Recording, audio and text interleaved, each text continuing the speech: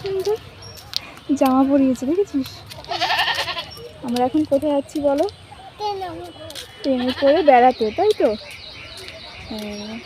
সবাইকে বলো আমরা বেড়াতে যাচ্ছি এখন ট্রেনে করে, এক্ষুনি ট্রেন চলে আসবে।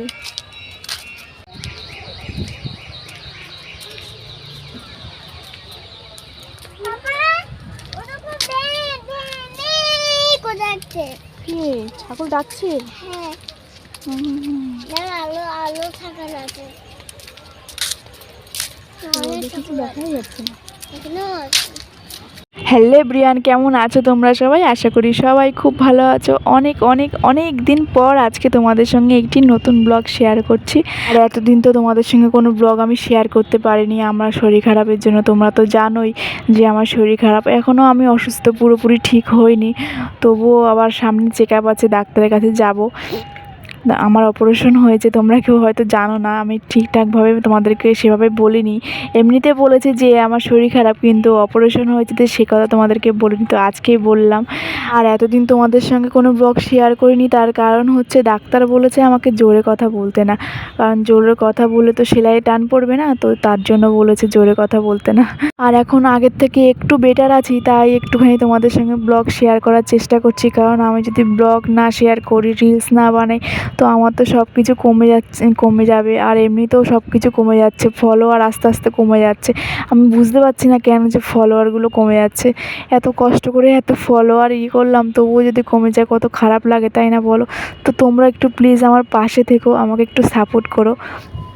আর এখন আমরা যাচ্ছি হচ্ছে ছদ্দি আর বদ্দির বাড়িতে। ওদের বাড়ি মানে একই জায়গায়, দুজনের বাড়ি একই জায়গায় আর কি। তো ওরা অনেক দিন থেকে বলছে আমাকে যে শরীর খারাপ, আসো বেরিয়ে যাও, তোমার বেড়ানোও হবে, রেস্টও হবে, অনেক দিন থেকেই বলছিল, তাই আজকে যাচ্ছি। আর এদিকে দেখো আকাশটা কত সুন্দর লাগছে না বলো দেখতে? এখান দিয়ে রকেট গেছে তাই এমন লাগছে দেখতে, দেখো কত সুন্দর লাগছে।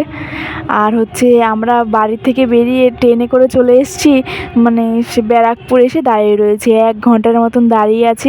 আসলে আমরা যেই ট্রেনটাতে করে এসেছি সেই ট্রেনটা ছিল গ্যালোপিন, তাই সব জায়গায় আর দাঁড়াবে না। আমরা যেখানে যাব সেখানে আর যাবে না, সেটা পুরো শিয়ালদাতে যাবে, আর আমরা যাব সোদপুরে।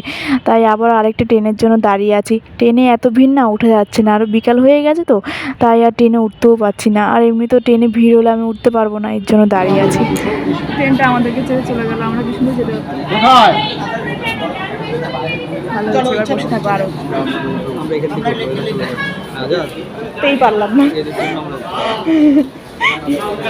এদের জন্য, আবার কতক্ষণ বসে থাকবো।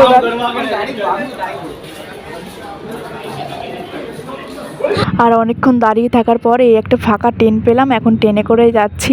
তো ওদের বাড়িতে গিয়ে তোমাদের সঙ্গে দেখা হচ্ছে, কি কি করলাম সব কিছু তোমাদের সঙ্গে শেয়ার করব, তো চলো।